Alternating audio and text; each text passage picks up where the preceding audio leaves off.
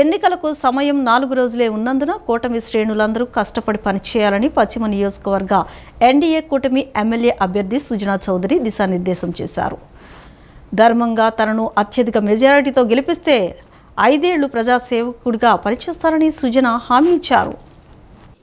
నగరంలోని భవానీపురం బీజేపీ కార్యాలయంలో పశ్చిమ నియోజకవర్గ ఎన్డీఏ ఎమ్మెల్యే అభ్యర్థి సుజనా చౌదరి సమక్షంలో స్టాండింగ్ కమిటీ మాజీ చైర్మన్ వైసీపీ సీనియర్ నాయకుడు దాడి అప్పారావు నాయకత్వంలో భారీ సంఖ్యలో వైసీపీ కార్యకర్తలు భారీ ఎత్తున మైనార్టీలు ముఖ్యంగా మహిళలు బీజేపీలో చేరారు. పార్టీలో చేరిన వారికి కాషాయ కండువా కప్పి పార్టీలోకి ఆహ్వానించారు.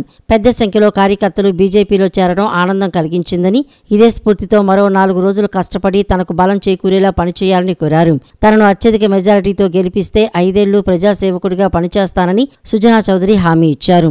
వైద్యం, విద్య తదితరాల అవసరాలు, ప్రజలకు కావలసిన మౌలిక సదుపాయాలు తాను కల్పిస్తానని సుజనా తెలిపారు. పోలింగ్ ఉదయం 6 గంటలకే బూతులకు చేరుకుని ఓటింగ్ శాతం 70 దాటేలా ఓట్లు వేయాలని కోరారు. ఓటర్ మహాశయులు అందరూ కూడా తండోపతండాలుగా కార్యకర్తల్లాగా పార్టీలలోకి చేరుతా ఉన్నారు. మనందరికీ తెలిసిన విషయమే, భారతీయ జనతా పార్టీ భారతదేశంలోకి అతిపెద్ద పార్టీ. నరేంద్ర మోడీ గారి నాయకత్వంలో గత 10 సంవత్సరాల్లో మన భారతదేశం ఎంతో అభివృద్ధి చెందింది. 35 కోట్ల బీపీఎల్లో అంటే అట్టడిగిన పేదరికాన్ని నుంచి బయటికి తీసుకురాగలిగిన ఘనత ఆయన సంపాదించారు. ఇంకొక విషయం, తెలుగుదేశం పార్టీ ఆంధ్రప్రదేశ్లో అతిపెద్ద పార్టీ. అన్న ఎన్టీ రామారావు గారు పెట్టిన పార్టీ.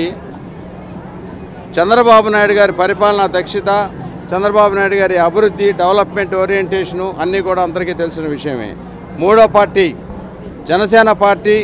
అతి చిన్న వయసు పవన్ కళ్యాణ్ గారి ఆధ్వర్యంలో వాళ్ళ కార్యకర్తలందరూ కూడా యువతీ యువకులు చాలామంది ఉన్నారు.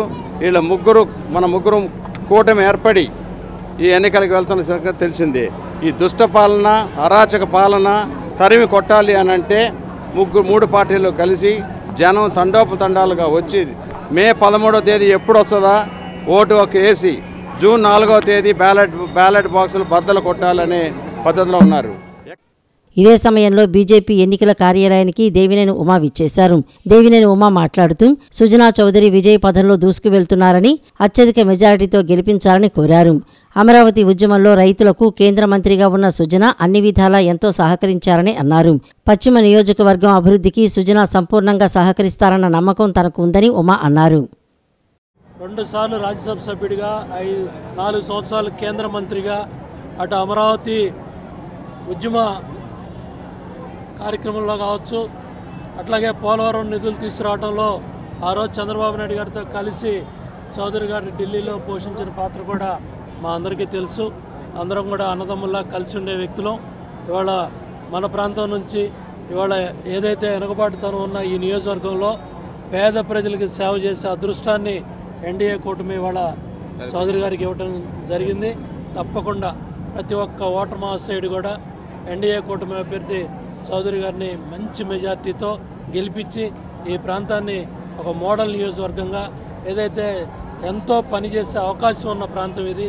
వాళ్ళు అన్ని పార్టీల కార్యకర్తలు, నాయకులు కూడా చాలా బాగా కష్టపడి పనిచేస్తున్నారు. కార్పొరేటర్గా ఉండి, స్టాండింగ్ కమిటీ చైర్మన్గా ఉండి 5 సంవత్సరాలు మమ్మల్ని ఏమీ చేయనీకోకుండా పక్కన పెట్టి మమ్మల్ని అనేక రకాలైనటువంటి ఇబ్బందులకు గురి చేశారు. దాని నిమిత్తం రానున్న రోజుల్లో సుజనా చౌదరి గారు విజయవాడ నగరానికి, పశ్చిమ నియోజకవర్గానికి ఒక మంచి సిటీగా తయారు చేస్తారని చెప్పేసి మేము ఆశిస్తున్నాము. కొండ ప్రాంతాల్లో ప్రజలు చాలా దీనావస్థలో ఉన్నారు ఈనాడు. అలాగే కనకదుర్గమ్మ ఫ్లైఓవర్ ఆయన మంత్రిగా ఉన్నప్పుడు కూడా దీనికి నిధులు సమకూర్చడంలో కూడా ఆయన మంచి అందరికీ కూడా ప్రయోజనం కల్పించారు.